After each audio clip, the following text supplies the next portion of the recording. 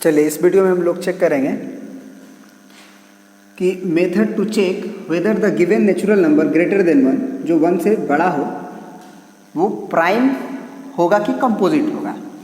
बड़े बड़े नंबर को चेक करने में दिक्कत हो जाए, जैसे 437 है, इसको आप 2 से भी डिविजिबल नहीं है, 3 से देखोगे तो 7 3 10 4 14, 3 से भी नहीं है, 4 से भी नहीं है, 5 से भी नहीं है, 6 से भी नहीं है, 7 से 7 दूना के 14 करके घटाते हैं, 13 में से 4 गया 13 में से 4 गया 9 और ये हो गया 3 में से गया 2, तो ये 7 से नहीं कटा तो ये भी नहीं कटेगा 7 से। फिर 11 से चेक करना है, तो इस तरह से हमको तकलीफ होता है। किससे किससे चेक करते जब फिर है कि नहीं। हम लोग जनरली 20 तक चेक कर सकते हैं, जनरली 20 तक चेक कर सकते हैं जो कि फटाफट पता हो जाए, लेकिन इतने बड़े नंबर को अगर कुछ और नंबर बढ़ा दे तो और दिक्कत होगा। तो वो मेथड सीखने जा रहे हैं आप। सबसे पहले क्या करते हैं कि 437 को लिखते हैं और ऐसा नेचुरल नंबर हम खुद मन में सोचते हैं जिसका स्क्वायर इससे जस्ट बड़ा निकले, इससे जस्ट बड़ा। जैसे कि कोई भी नेचुरल नंबर आपको सोचना है और उस नेचुरल नंबर का जब स्क्वायर करें तो इससे जस्ट बड़ा निकले। जैसे हम 20 का नंबर सोचें तो 20 का स्क्वायर कितना होगा 400, तो 437 इससे कम रहा, 400 कम रहा 437 से, तो अब तुम 21 का स्क्वायर करो तो ये 441 होगा। तो ये 441 जस्ट बड़ा है ना 437 से, तो जस्ट बड़ा वाला ही सोचेंगे, ये नहीं कि अब 22 का स्क्वायर कर दो। और ये 22 का स्क्वायर कितना होता है शायद 444, नहीं 2 दूना के 4 और 2 दूना 4 4 8, 484 होता है ना। 2 दूना के 4 2 दूना के 4 4 8 2 दूना के 4, हाँ सही 484 होता है। तो 484 तो इससे बहुत ज़्यादा हो गया ना 441। पहला जो जस्ट ज़्यादा हुआ है उसी को सोच लेंगे बस, बाकी सब फालतू है मेरे लिए। तो फिर जब 21 का स्क्वायर 441 हम सोच लिए 437 से जस्ट बड़ा, तो अब क्या करना है कि ये जो 21 है ना, 21 से छोटा प्राइम नंबर सोचना है। 21 से छोटा प्राइम नंबर का एक लिस्ट लिखना है। तो 21 से छोटा में प्राइम, 21 से छोटा मतलब x मान लो वो नंबर है तुम्हारा जिसको सोचना है जो 21 से छोटा हो एंड प्राइम भी हो, प्राइम ऑल्सो, ये सोचना है पहले, ठीक है। तो वो प्राइम नंबर मान लो 19 होगा, इससे छोटा, क्योंकि 21 से छोटा सोचना है तो 21 सोचना भी नहीं है वैसे।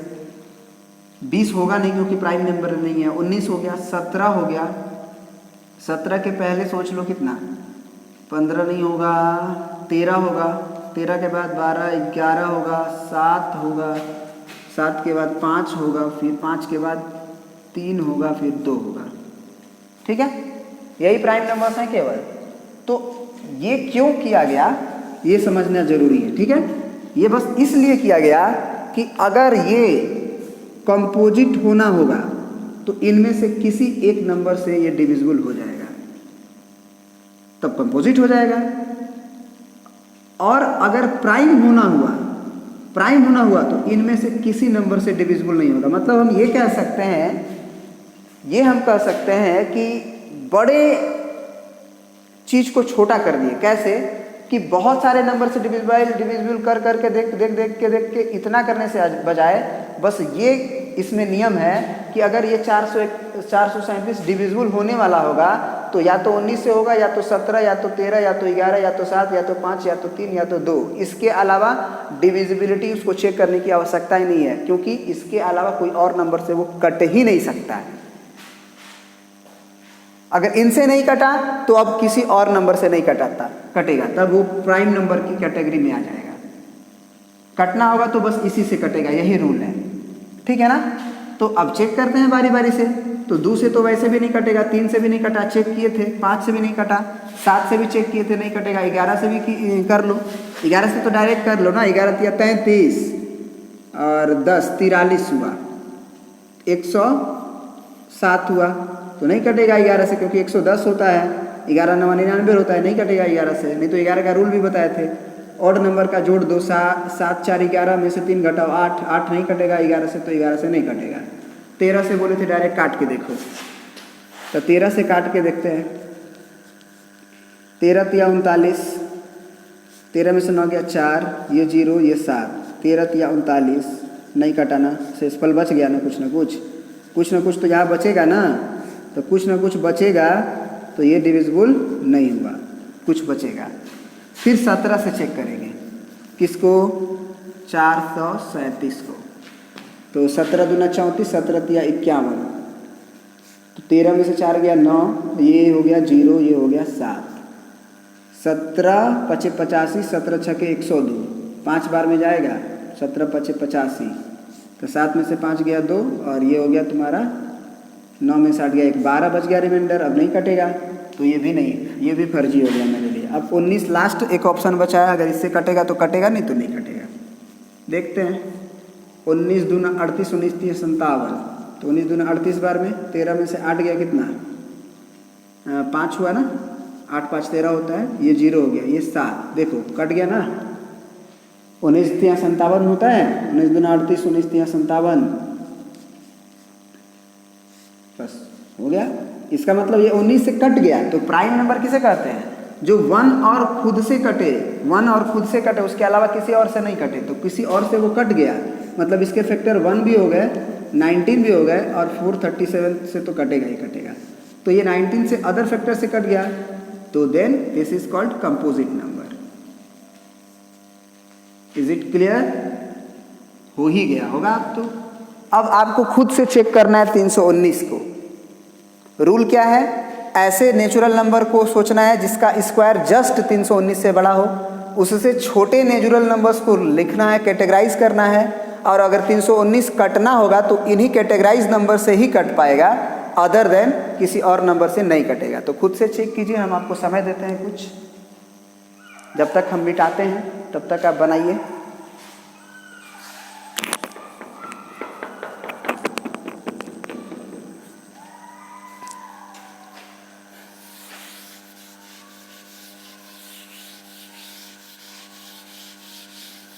फटाफट एकदम बना सकते हैं आप, अगर सीख गए होंगे तो।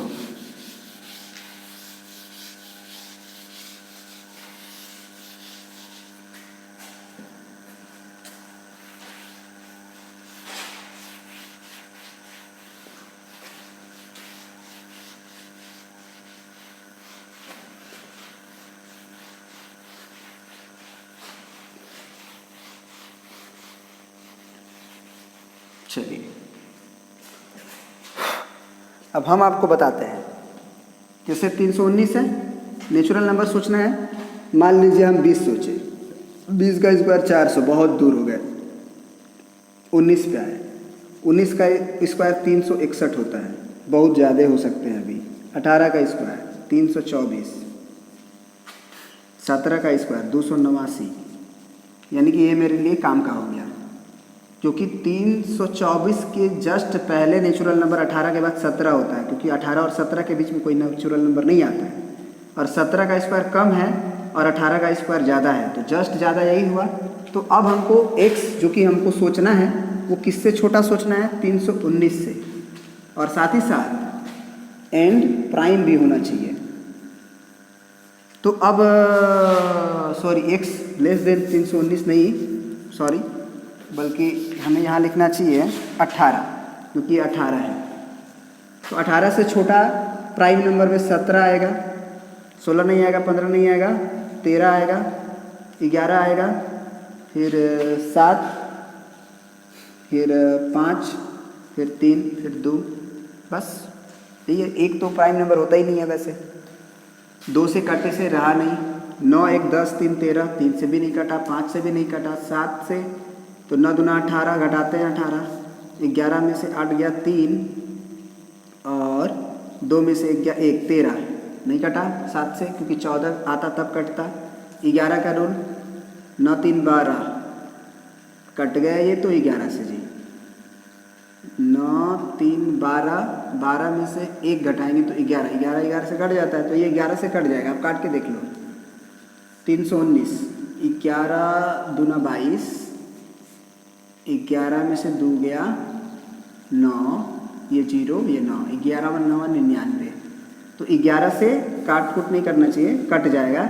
इसका मतलब ये भी 319 जो लग रहा है कि कंपोजिट होगा, प्राइम होगा, ये तो 1 और 319 के अलावा एक नंबर 11 से भी कट गया, that means this is composite. ठीक है ना। चलिए अब 2 क्वेश्चंस आपको होमवर्क दे देते हैं, जिसको बना लीजिएगा और चेक कर लीजिएगा। ठीक है,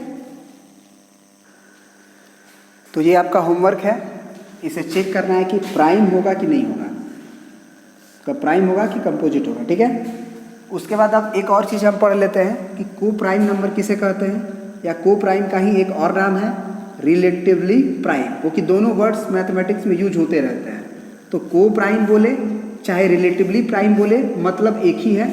उसका क्या मतलब होता है, देखो को प्राइम का मतलब होता है कि को मतलब 2 नंबर कम से कम होना चाहिए।